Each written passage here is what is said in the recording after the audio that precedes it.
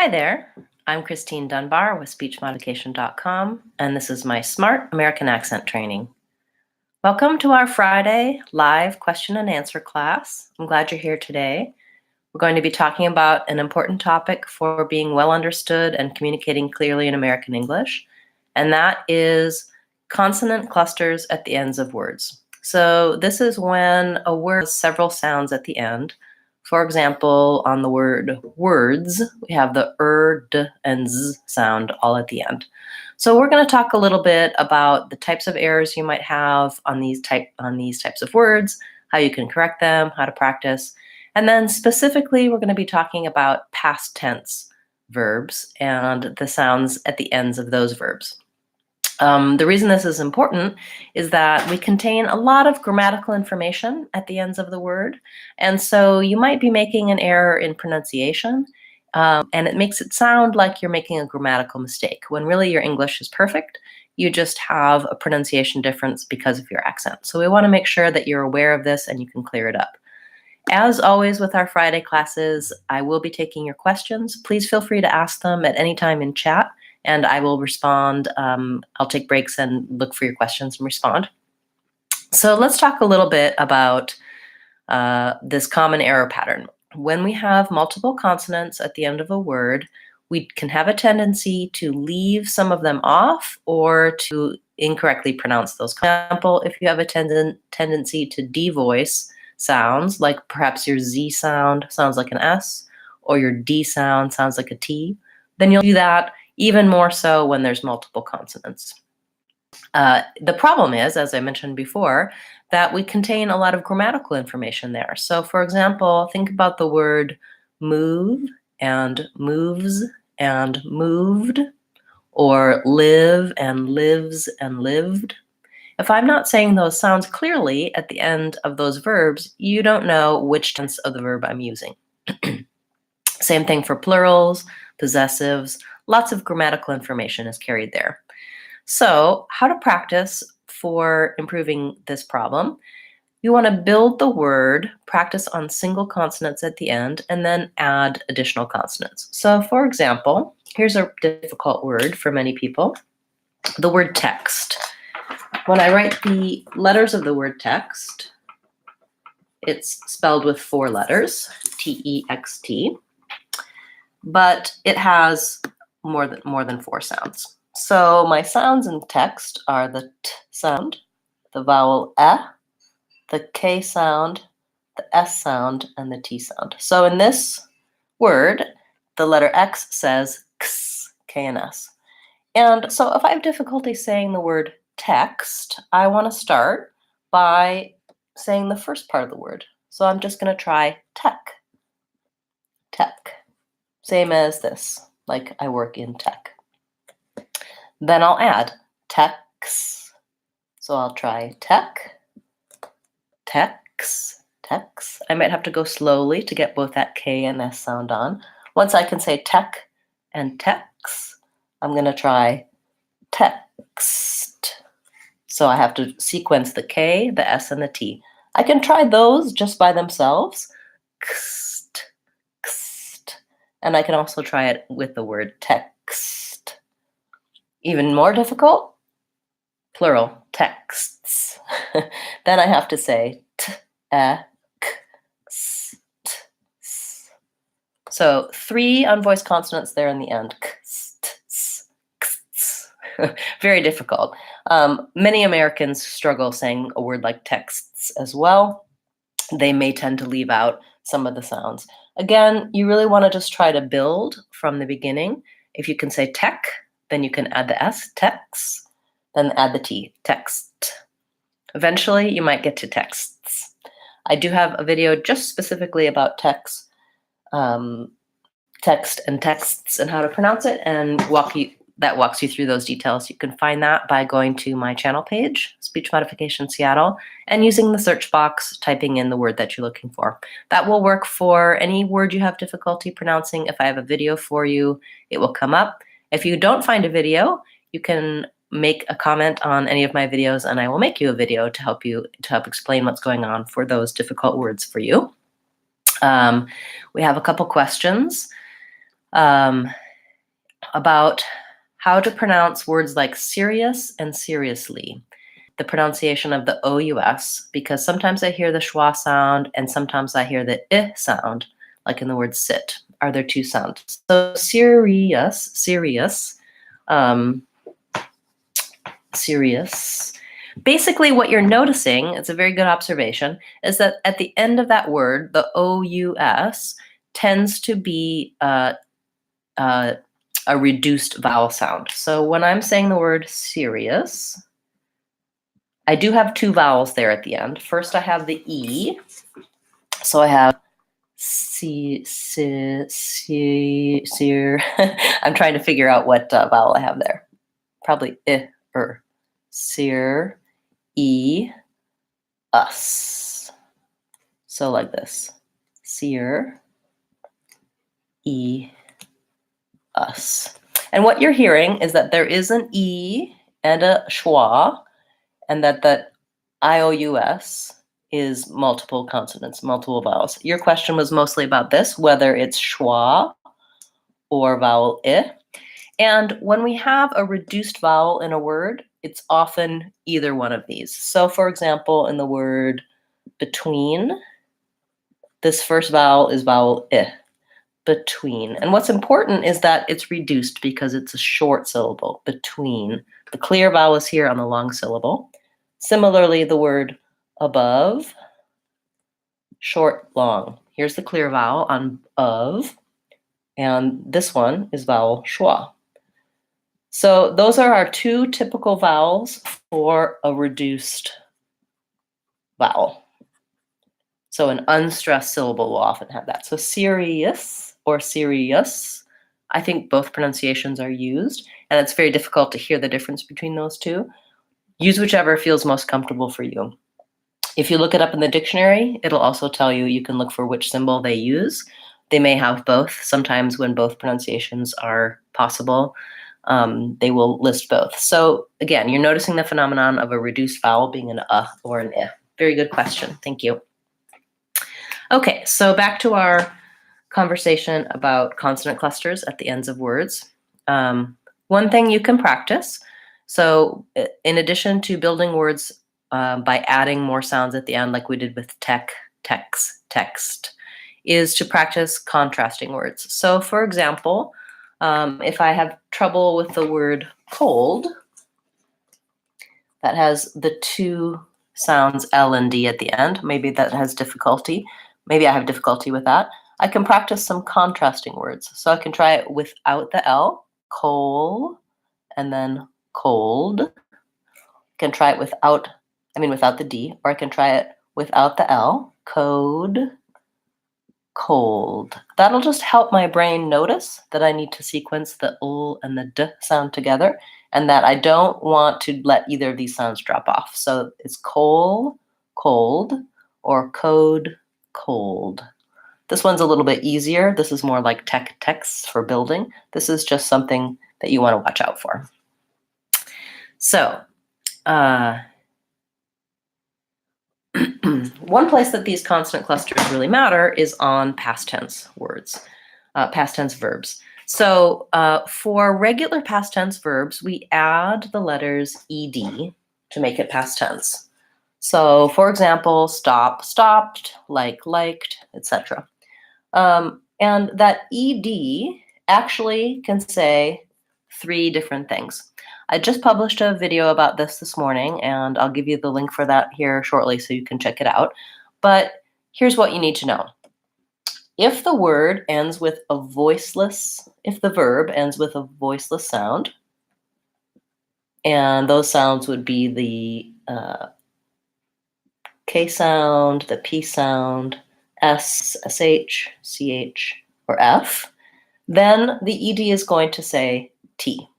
So for example, stop, stopped. So in that word, even though it's spelled with a D, I say a T sound. It sounds like this, stop, stopped. Similarly, like, liked, or miss, missed. So the word missed is actually pronounced the same as the word missed. You might not have realized this because you see the D and you think it needs to be a D sound.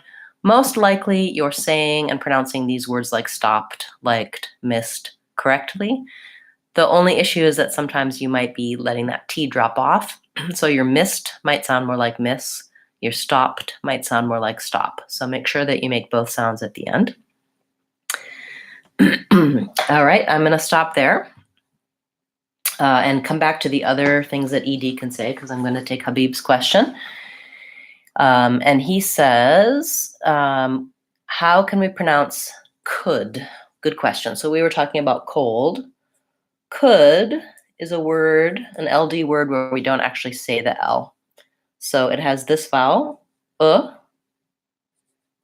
and in IPA, the C, letter C says k, the K sound. So it's like this, could. This is the same vowel that's in good. So could and good rhyme with each other.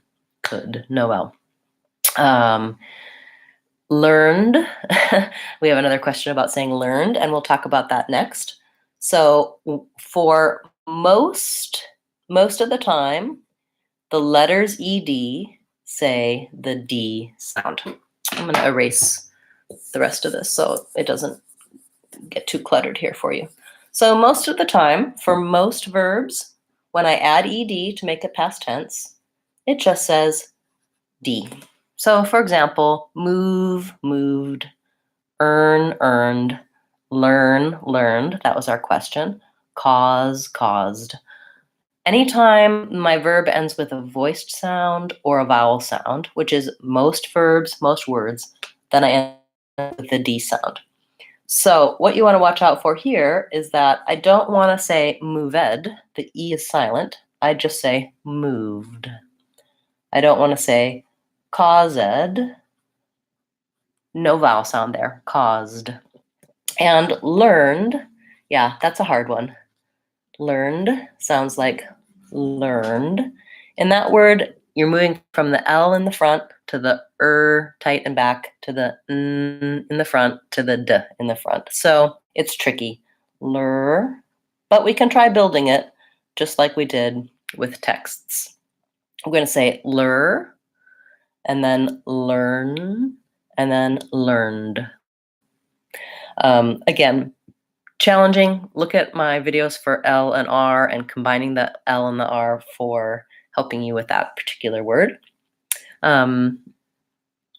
Great. And then lastly, when I add ED to verbs that end in a T sound or a D sound, I end up with the syllable id. So for example, I can't say want and then add a T or a D without adding another sound. So wanted looks like this. Wanted or needed. Needed. For these verbs, what you want to watch out for is that if you have a tendency to devoice final consonants, you might end up sounding a little bit more like wanted instead of. And I'll direct you to those resources. Now, I'm going to put a few in the chat for you. So the video I just made explaining what we talked about just now with past tense, you can use this to review. That's my latest video from this morning. I'm putting it in the chat for you. And then I also have, we talked about this topic in our 5x5 challenge. So on my website, speechmodification.com, I have a video and a lesson with a lot of links for practicing. So you can learn which verbs do which, and you can practice on the most common words, which is the best way to get this change into your speech, is to be working on the things that you say the most. So check out those past tense lessons on speechmodification.com. You can always go to my free practice and type in the search box. So you could type in past tense. You can also do that on my channel page, and you'll see additional videos besides the one I just posted for you. And so I suggest checking those out if you have this issue, which many people do for consonant clusters. Pascal has a question. Is the G sound voiced as a normal G sound in the word Hungary? Or is that the NG sound? And is the A vowel a schwa in Hungary? So you're talking about the country Hungary, not the I'm hungry. So let's write that out. So Hungary. So Hungary is like finger, where we say both the NG and the G. So in that word, we have a H, we have the stress schwa, H, so the NG, the sound, and then the G sound. Hunga. So hunga, it's not an N, it's an NG. Hunga, Hungary, Guri. I think that's just a vowel, or Hungary. Hungary. Yeah, I don't really say an A in there. And yes, many dictionaries will mark this like Hungary, as a vowel schwa and an R. So you'll see it in the dictionary like this as well. All that vowel because for most people, if they do the Hungary, schwa comes in naturally. It's easy of how to pronounce that. First syllable stress, Hungary, Hungary. Okay, so we also cover how to practice consonant clusters and past tense in my American Accent Training 6-week course. And it's a great way to get started with some of the fundamentals for pronunciation and intonation in the American accent. You can get a free trial of the course, and it's also very inexpensively priced on a monthly rate so that you can check that out. I'm going to put the link for that here, and I hope that you'll check that out and get a free trial. Pascal says, is it the same in the word hungry, except there's no extra A, right? So hungry, same thing with the sound and the G sound, but then we go right to an R blend, hungry. So that's a little bit different with the 2 syllables. I'll write it out for you. So when I'm saying I'm hungry, it's gree. So then there's no syllable in there, so it's just gree, hungry, versus Hungary, 3 syllables. Very good. Nice questions. We have another question, a request for the word seriously. So seriously, we talked about serious. Same thing with that, with building it. So if you just try from the start, try Siri, Syria, serious, seriously. Again, if you have to go really slowly to get all of the sounds, seriously, then that's a good way to kind of practice and build up speed. And any words that have R's and L's in them can be challenging because of the movements that your tongue needs to make. So I hope that helped you. I'll say it one more time, seriously. Again, just try building it. You can also try building it from the back. Sometimes that's easier. So if you start with lee, usly, easly, seriously. So you may find that if you approach it in a different way, either from the front or the back and building it slowly, that your mouth will cooperate. Your brain probably can figure it out, but our mouth has speech habits that can be very hard to override. So if we've always struggled with a word, we're going to have that struggle and those accent error patterns when we're saying the word. So you have to kind of come at it from a new way, a new approach, and fool your mouth into listening to your brain and doing it that new way. So I hope that helps.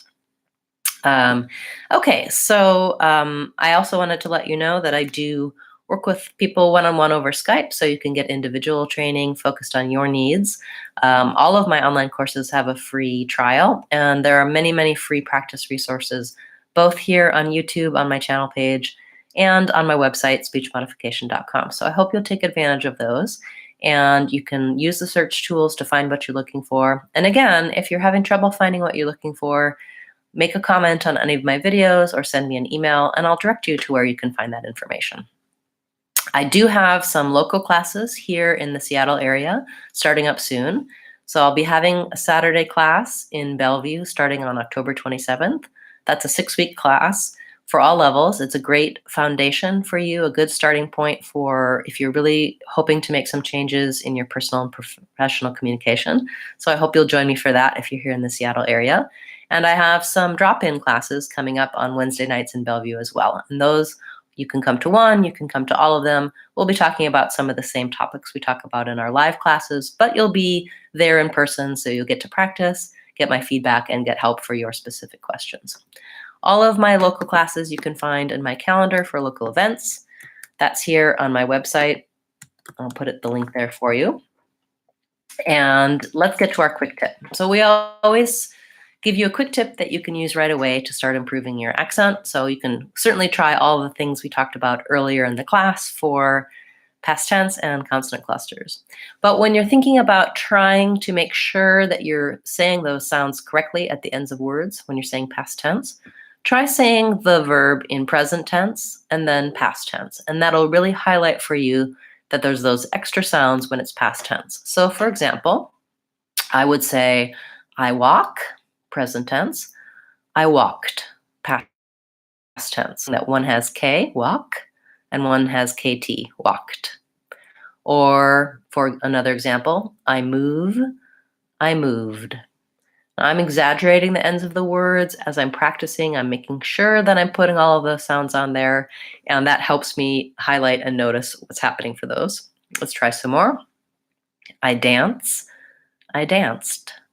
There's the ED saying T, danced. It's a T sound. I listen, I listened. There's the ED saying the D sound, ND, listened. I need, I needed.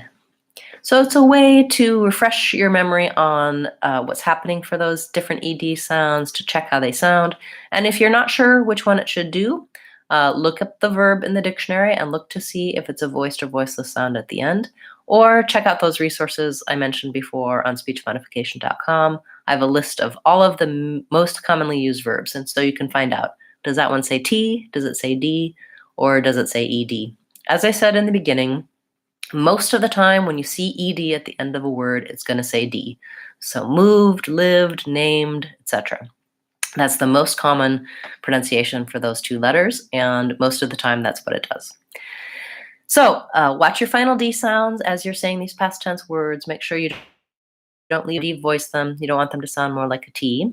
And I hope this helped you with this common accent problem. Nice to see you, Mohammed. Thanks for saying hello. One more piece of information that you might find helpful. If you're just new to my channel, new to American Accent Training, you might want to check out my free ebook that talks about how to change one word. And basically, this book is about pronouncing the word the and the error patterns you might have on the word the. And it walks you through the steps of SMART training in terms of what to do first, what you need to know, the fundamentals.